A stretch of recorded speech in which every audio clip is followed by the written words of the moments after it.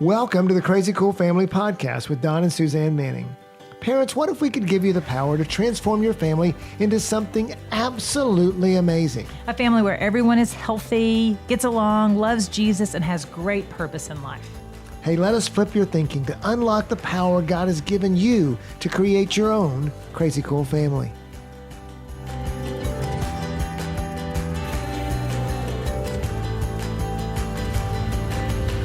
Hey parents, welcome to the podcast. We're so glad you're here. I hope you're having a great day. The topic we're going to talk about today, one that parents ask about all the time. We're going to talk about obedience. The dreaded word obedience. The dreaded word. But you know, and if you are a fan of our podcast, you might say, hey, you guys just talked about this several weeks ago. You guys always talk about this. Well, and you know, and for most parents, parents are like, oh my goodness, please talk about it more, because we get that question so often. Well, it just seems to be the number one thing that parents struggle with is getting their kids to obey. And I remember when we had a house full of little kids, somebody was always not obeying. There was always one or two. And sometimes it was me. We talked last time, we gave you the concept of freedom in obedience and going towards freedom. And so we won't belabor that point today at all. Go back to that podcast. It's a great podcast on what freedom looks like as a believer and but it's kind of part of what we're going to talk about, because we're going to talk about how obedience works and why it's so important in your kids, and how to create what we talked about. The title of the podcast is Creating a Willingly Obedient Kid. So before you go to this podcast, I do want to just set them up for success for the last podcast. So it's podcast 82, and it's how to get your kids to obey. Yep. And so that's the one you're going to want to go back and listen to. Super practical, gives you some super practical tips. And like Don said, it does speak about freedom. It's kind of got a little bit of a twist on obedience. But this podcast, to talk about this one, we're so excited because I believe that God's given us some fresh revelation, even on the concept and the idea of obedience. And we're so excited to share that with you today, because obedience is not just about behavior. And so many times as parents, that's what we go after, because we want our kids to obey, because honestly, it makes our lives easier, right? Oh yeah, absolutely. If a kid does what we tell him to, we don't have to tell him 4 times, for one. Exactly. We don't have to yell at them. Right. It makes life peaceful. Really, it makes us look good when our kids obey. It's super impressive when you say, come here, and the child does. Yes. Or, like you tell them to go take a nap and they walk in there. And they do. And parents go, oh, wow. It's the dreams that parents have. I dream of my children doing what I ask them to do when I ask them to do it. When you take them over to your parents' house and they do as they're told, and they're like, oh, she really works with him. Exactly. We get some kind of ego stroke from it. But today we're going to talk, but that's what we think about obedience. And you know what else? Obedience is important to God. And as we talk about today what obedience is, why it's valuable, and how to get your kids to buy into the value of obedience, it's not just because it makes us look good. It's also because it's important to God. And so we're going to kind of wrap all that into there. Yeah, I agree. I just think that the reason that I think it's so important to God, I'm so glad you brought that up, Don, is because it's one of the keys to our kids' personal relationship with the Lord. If they practice obedience in our home with us right now, then they are being set up to obey the Lord. And so we're going to talk about that more, but I'm so glad that you said that, because it is so much more. It's so much more. I cannot stress that enough. Obedience is so much more than just behavior. Yeah, so let's just start out with what is obedience. And, the dictionary actually says obedience is the act of obeying. That just seems kind of... I hate it when they define a word with the word. Not fair. Yeah. But to be smart is to be smart. It gets better. Yeah, it gets better. It says dutiful or submissive behavior with respect to another person. Submission, compliance, the act of submitting. It's usually some form of surrendering power. And boy, doesn't that sound lovely? Doesn't that just make you want to just jump up and down, that we surrender our power, we give up our choice, our ideas, wills, agenda Doesn't that sound fun? Yeah, and isn't that, I mean, isn't that really what we want? I mean, I really, really, really, if you think about it, that is exactly what you want from your kids. You want them to surrender everything that they have to do what you want. You want them to stop playing with their toys right now. You want them to clean them up. You want to come in there and eat lunch and not complain about it. Clean up after. I mean, and so. But in reality, if you think about it, parents, you don't want a surrendered kid. You know, really, we want a kid that will have confidence and go out and make choices to the world. Yes, and so it's almost like we have this. You know, we want this surrendered, obedient kid, but we really don't want that. A wimpy kid that's going to be bossed around and bullied, and I agree. And so, so many times, and so many times we see the disobedience as an act of rebellion, that they are going against there. But really, if you can see it, parents, as the kid's got a spirit. Yeah. The kid has a passion for life, and just like we do when we really want something, we really want it. Right. And so we see it as this spirit of rebellion and, it's me against them and I've got to take charge. And parents, you know what? That's not where God wants us as parents. Mm-hmm. He wants us to see that child for, hey, my child has ideas. My child has desires. My child has things. Preferences, opinions, plans, goals. Yeah. And we still want them to obey and submit and do all those things, but within those passions and desires and dreams that God has given our kids. And how do we bring that out? That's why we want to say, it's not just about making them obey. Mm-hmm. It's an attitude. It's a spirit. It's something that we're cultivating in them. Yeah, so I think to understand obedience fully, we have to understand the heart posture that must take place for obedience to happen. And that is that submission. So what we are doing basically when we ask our kids to obey is we're asking them to die to their ideas, their plans, their preferences, their opinions, whatever it is that they were doing, we're asking them not to do that. Yeah, and I don't want you to move away too quickly from the phrase heart posture. It's just something, parents, that you can think about with your kids. What is the heart posture of my kids? What is the status of their heart? Right. What is the condition of their heart? And as parents, we get this great ability to create heart postures in our kids. Mm-hmm. And we can either do it in a positive way or we can do it in a negative way. But with obedience, we're trying to teach them that obedience is good, and obedience is healthy, and obedience is right. It's not being a doormat. Right. That being a doormat is not where obedience is. Obedience is lining up our interest with somebody that's wiser, better, somebody that's worth following. Oh, so good. So good. Yeah. And because here's the deal, parents, because as they obey us, as they submit to us, their parents, then we are paving the way for them to do that to God. And the reason, so we want to ask the question, why is obedience so valuable other than the reasons that we want them to, because it's convenient for us? It's valuable because obedience is valuable to God. It is to obey or not to obey God. That is one of the most crucial questions for us as humans that we ask ourselves all the time. Am I obeying God? Am I not obeying God? As an adult, as a person. And so when do we start practicing that? Right there. We start practicing obeying right there in childhood. Yeah, God has given us the power to choose. And really, when you look at, I love watching Jesus's interaction with the disciples. And he basically tells them two things. He says, love, mm-hmm. and out of love comes obedience. Mm-hmm. That you believe in something. But parents, can you kind of see that we are trying to create this heart posture, this mindset? This is more than just saying, you obey because I told you so. You obey because I'm your father. You obey because I'm your mother. It is more of a heart posture because God has given us the power to choose. And listen, parents, this is one of the things we teach them, that obedience leads to the blessing of life. Mm-hmm. And disobedience leads us to bad things happening. It leads curses, judgment, death, all those bad things. Yeah. I mean, there's so many scriptures. There's dozens and dozens and dozens, and we really wrestled with which ones to put in here and which ones not to back up. But just a few topics like obedience to God proves our love to Him in 1 John 5:2-3.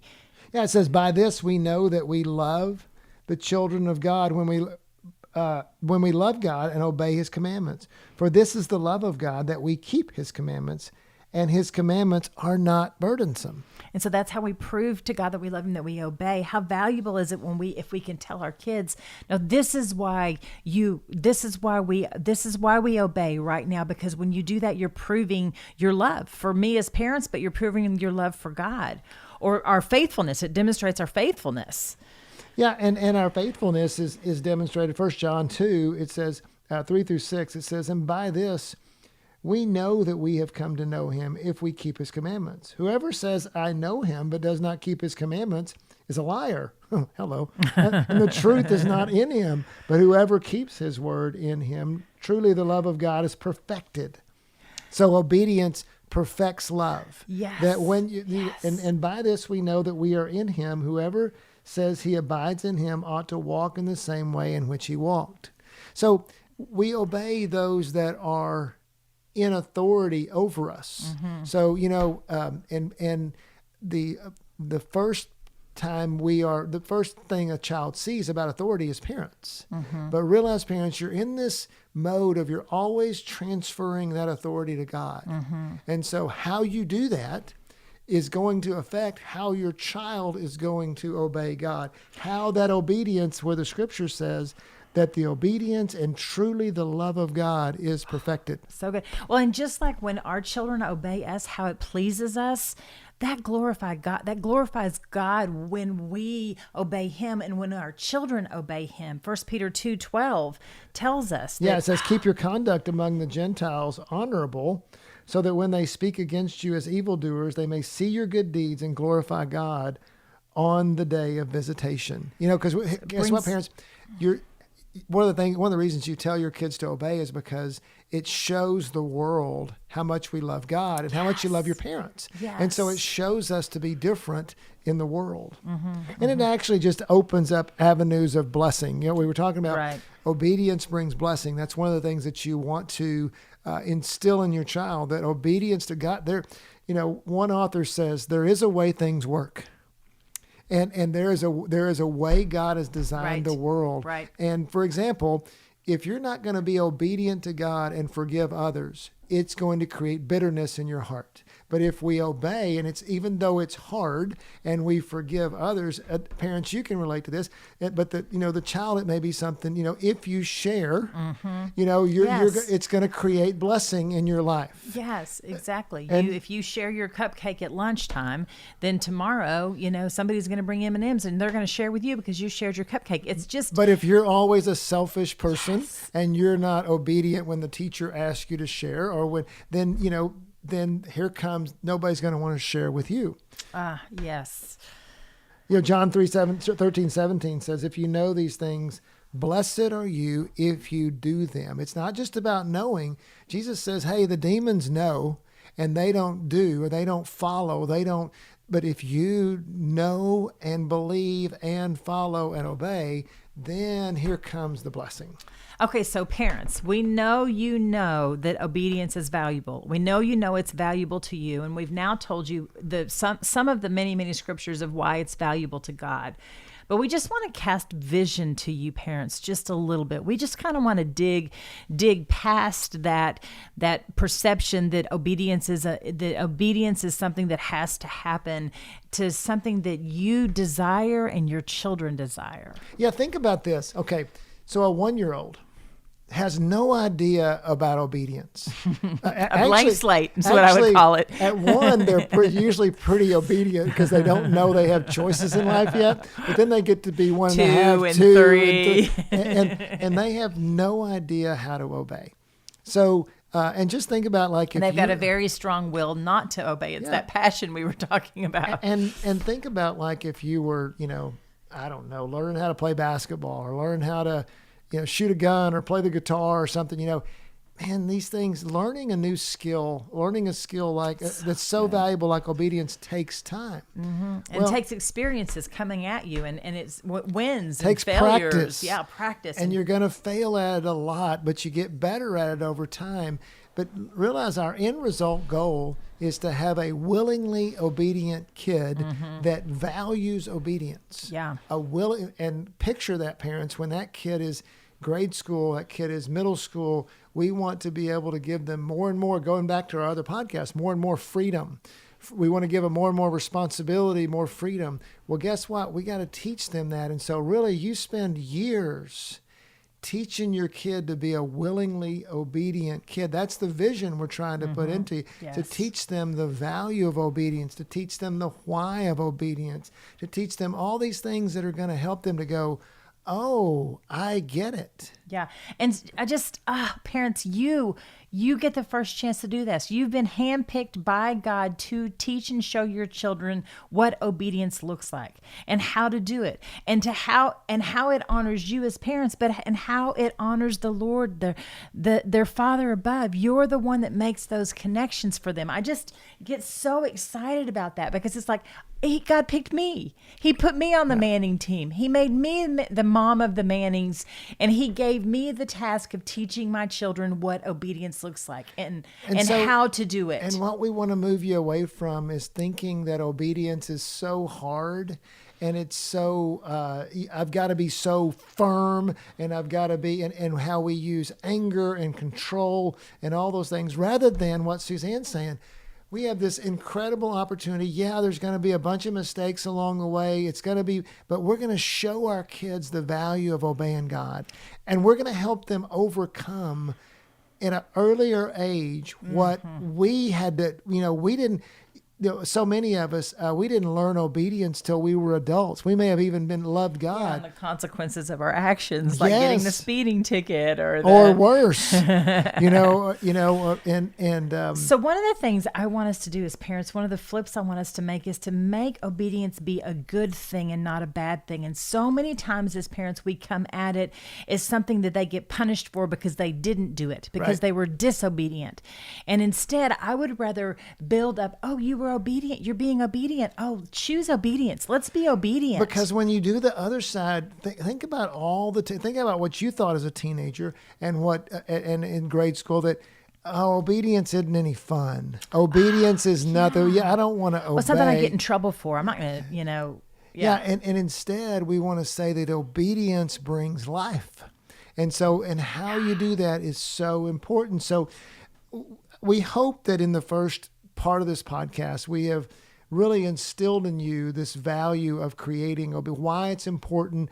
But I just want to wrap it up with just this, that part of it is that if you could see yourself that you're on a journey with your kids. Don was talking about that. Okay, we got to tell these parents that they're on a journey with their kids, and to help their kid. The whole journey is, there's lots of things on the journey, but one of the things is to help you as parents see and teach and show your children the vision of obedience, where you're going toward that heart posture of obedience. Yeah, Suzanne wrote down here in our notes here, it says, because we don't just want our kids to obey, we want them to desire to obey. You are not cultivating obedience.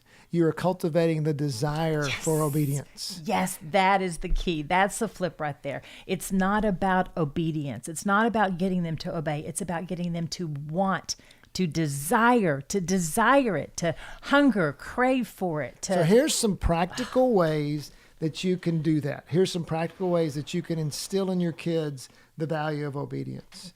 One of them is we just help them see that life is better when they obey. We show them the benefits of obedience. Oh, yeah. So like just super practical. Let's say that they're running and the pavement's wet, and you say, oh, don't run, baby. The pavement's wet. And then they slip and fall. Then you go back in and say, oh, you know what? If you had obeyed mommy, then you wouldn't have slipped and fallen and bumped your head. You wouldn't have hurt yourself. Yep. And so next time, let's obey, because it's better to obey. I mean, and that's how you sell that it's better to obey. Yeah. And what we find, parents, a lot is that the more you're investing in the relationship, the more you're going to be cultivating a spirit of obedience in your kids. So as you're not just when your conversations with your kids are all about them obeying or all about what they're doing, then you create a conflict. But when your conversations and your relationship can be more about who they are and just, and the things of life and treat them more like a person, you'll be amazed at how they will listen to you and value your obedience demands or your obedience request, if you will. Yeah, and I think that too, along with that, is that when your kids do obey, that does bless you. And to tell them that, right along with that, to say thank you for your obedience. That blessed me when you obeyed. That was good. That's a deposit in the relationship between me and you. Yeah, and it goes back to what you were, that so often we get onto them when they don't obey. Yeah. But what about just making sure they know when they do? Wow, you obeyed. You know what? That means now I can do more for you here. This opens up whole new worlds for you just because, when I know that you can pick up your room and you don't have to do it, then it allows me to let you stay up later because now we don't have to go through all this stuff. There's so many opportunities like that to show them the value of obedience. Yeah, and I tell parents all the time to make a big deal about obedience, to make a minor deal about disobedience because we all mess up. We all make mistakes. I still don't obey some things, sometimes when it comes to, I can't remember. I can't think of anything right now. Maybe running a stop sign, or I think I ran a red light today. I definitely disobeyed the traffic laws. And so there was nobody around to, give me a hard time about it. But what I'm trying to say to you as parents is make a big deal about obedience, and then they're going to be attracted to that. They're going to want to do that. Yeah, I love it when you talk to the kids a lot about how, hey, we practice with mom and dad so that we can be obedient to God and to show obedience to not only God, but our bosses. Other than that, we practice at home. And do you see what we're doing, parents, is you're instilling a higher purpose to them. You're not just saying, hey, you got to obey me because I'm your father and I'm going to power it out of you if you don't. But it's more like, hey, let's give them a vision for why do we do this? Yeah. And so right along with that, you talked about the mom and dad. There's a couple different things. One, as parents, we do know better. And I think that we can say that without being, I would tell my kids all the time, you know what? I know I ran and slipped on the floor before. I want to protect you from that. I've been around the block before.